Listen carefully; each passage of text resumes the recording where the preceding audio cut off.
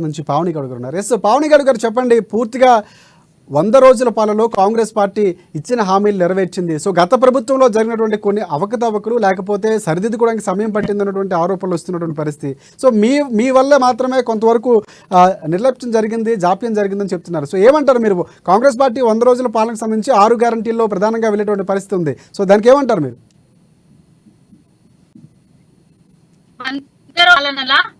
వాళ్ళు ఇచ్చింది 6 గ్యారంటీలు అని చెప్పుకుంటున్నారు.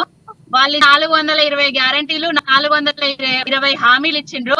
ఈ 100 రోజుల పాలనలా ఏదైనా సక్క పెట్టిండ్రు.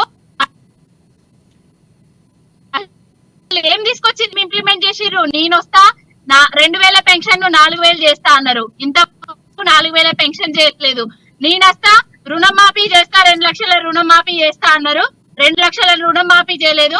రైతు బంధు కాదు, రైతు భరోసా ఇస్తా 15,000 ఇస్తామని చెప్పారు. రైతు బంధు కూడా సరిగ్గా ఇంప్లిమెంట్ చేయలేదు, సరిగ్గా వేయలేదు.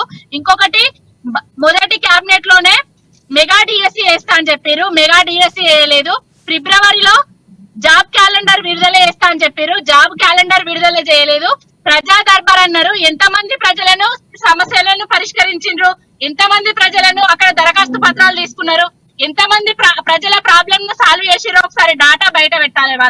అసలు వాళ్ళు చేసింది ఏంటంటే మసిపూసి మారేడుకాయ చేసి జనాలకు అలవి కాని హామీలు ఇచ్చి, గ్యారంటీలు లేని గ్యారంటీలను ఇచ్చి జనాలను ఎండబెట్టే. ఇప్పుడు రైతన్నలు రోడ్డున పడుతున్నారు. నీళ్లు చక్కగా ఇస్తలేరు, కరెంటు చక్కగా ఇస్తలేరు. పంటలను మంటలకు అగ్నికి ఆహుతి చేసుకుంటారు రైతన్నలు.